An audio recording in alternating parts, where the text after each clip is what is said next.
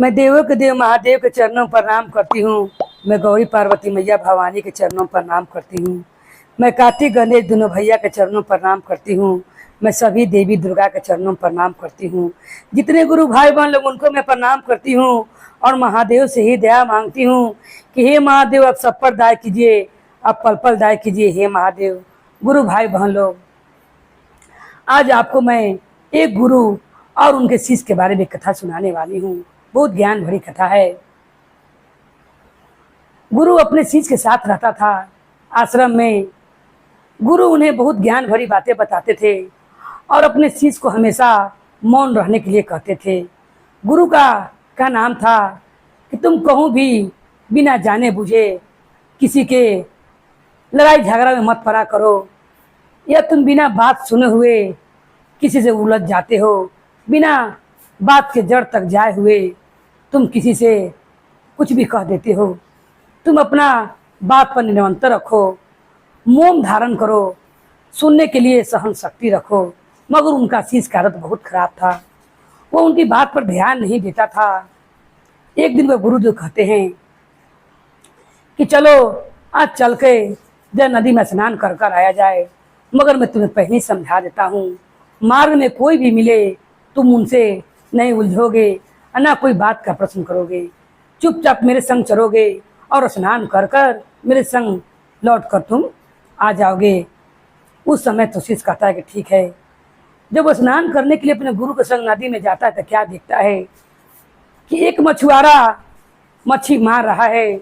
इससे देखा नहीं जाता है। वो जाल में मछली मारकर किनारे, गंगा किनारे रख लेता है। बिना पानी के मछली निकल कर गुरु भाई बहन लोग वो तरफराते रहते हैं, क्योंकि मछली का पानी ही जीवन है। ये देखकर उनका शिष्य को रहा नहीं जाता है और मछुआरे को जाकर कहते हैं, तेरे मछुआरे, अगर तेरा शरीर से मैं प्राण निकाल लूँ तुझे कैसा लगेगा? ये बताओ। तुम पैसे के लिए ये इतनी सारी मछलियों को जल से निकाल कर नदी किनारे रख ले हो। सारा मछली पानी बिना छटपटा रहा है। तुम भी अगर इसी तरह तरफराओगे तो कैसा लगेगा? गुरु कहता है, तुम फैसला नहीं करो, ईश्वर बैठकर सब देख रहा है। जैसा जो कर्म करेगा वैसा उसको फल मिलेगा। तुम बेमतलब के इस मछुआरे के संग मत जुड़ाओ। कहता है शिष्य, गुरुजी आप जायज नाजायज नहीं देखते हैं और मुझे ही डांटने लगते हैं। ये बताइए कितनी सारी मछली को इसने नदी से निकाल कर बाहर तालाब के किनारे रख दिया है। कैसे बिना जल के वो तरफरा रहे हैं। मन तो कर रहा है कि इसका प्राण मैं अभी तुरंत मछुआरे का निकाल लूँ।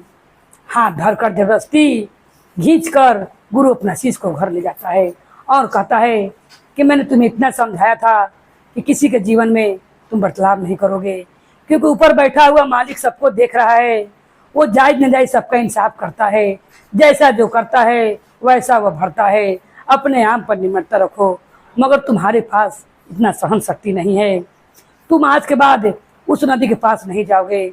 2 साल ले वो गुरु उस नदी के पास स्नान करने के लिए अपने शिष्य को लेकर नहीं जाते हैं। 2 साल के बाद उनका शिष्य कहता है कि गुरुजी उसी नदी पर चलिए जहाँ पर हम लोग स्नान करने गए थे। अपना शिष्य को बात मानकर कि 2 साल पुरानी बातें हो गए हैं, उसी नदी के तरह आते तो क्या देखते हैं कि एक मोटा सांप मरा हुआ है और चूटी या कीड़ा नोच नोच कर उसे खा रहे हैं। गुरु फिर स्नान कराने के पहले समझा कर लाते हैं अपने शिष्य को कि देखो 2 साल पहले बात तुम याद रखना और तुम फिर किसी से उलझाना नहीं और ना किसी को जीवन में बर्ताव करना। तुम किसी के मामला में बोलना नहीं, क्योंकि सबके इंसाफ करने वाले देवों के देव महादेव पर बैठे हुए हैं।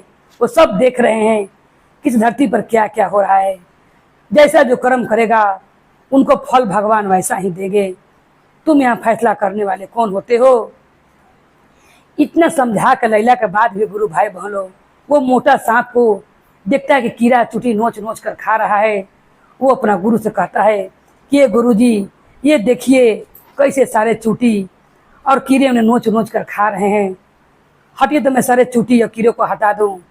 तब वो कहते हैं, गुरु ये और सांप कोई नहीं, ये वही मछुआरा है जो तुमने 2 साल पहले आया था और आकर जो सारे मछली को नदी किनारे निकाल कर बिना पानी को रख दिया था और बिना पानी के तरफड़ा रहे थे, जिसे तुमने लड़ाई कर लिया था। उस समय मैंने तुम्हें समझाया था कि देवों के देव महादेव बैठे हुए हैं, वो सब देख रहे हैं, सबका कर्म का फल देंगे। ये वही मछुआरा है, ये वही चुटिया मछली हैं जो नोच नोच कर इन्हें खा रही हैं। इसका कर्म का फल इसे मिल रहा है। इसीलिए मैं तुम्हें समझाता हूँ कि तुम फैसला करने वाले कौन होते हो। तुम अपने आप पर नियंत्रण रखो, किसी के बीच में ना पड़ो, उनका लाठी में आवाज़ नहीं होता है।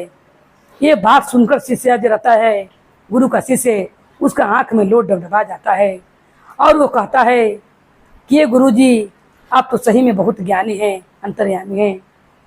आपको ये बात का मालूम हो गया कि वही मछुआरा है जिस तरह इसने मछली को तरफाया था और नदी किनारे सबको पानी के बिना अलग किया था, उसी तरह ये सांप बन गया है, मरकर इधर में सांप बन गया है और इसको वही मछलियाँ चूटी और कीड़ा बनकर इसका शरीर को नोच नोच कर खा रही हैं। आज से मैं किसी को बीच में नहीं पड़ूंगा, क्योंकि भगवान देख रहे हैं और वो जायज़ नाजायज़ का फैसला जरूर करेंगे और जैसा जो कर्म करेगा उसका फल वो देंगे। वो चीज़ समझ जाता है और अपने गुरु के संग आश्रम लौट आता है। तो गुरु भाई बहन लोग, ठीक बात है, ये सही कहा गया है, हम और आप कौन होते हैं किसी को ज़िंदगी फैसला लेने वाले। मगर क्रोध में आदमी अपने आप पर नियंत्रण नहीं रखता है और जो ना कहने के लिए खीस में आदमी बोल ही देता है। भगवान से ही विनती है कि हे महादेव, इतना सहन शक्ति दीजिए कि कोई चार बात भी कहे, हे प्रभु, तो उसको बात को अनदेखा कर ले और उसका बात के हम सह जाएं। इतना सहन शक्ति देखिए, क्योंकि अपने आप पर नियंत्रण नहीं रहता है। हम लोग भी वैसा ही ज्ञान दीजिए जिस तरह उस गुरु को शिष्य ने ज्ञान दिया और उनको बात पर अमल किया और उसे उस शिष्य को देखने को मिला कि जैसा कर्म वैसा फल आदमी को मिलता है। यही विनती आपसे, हे महादेव। बोलिए हर हर महादेव की जय, गौरी पार्वती मैया भवानी की जय, भैरो भैया की जय, हर हर महादेव की जय।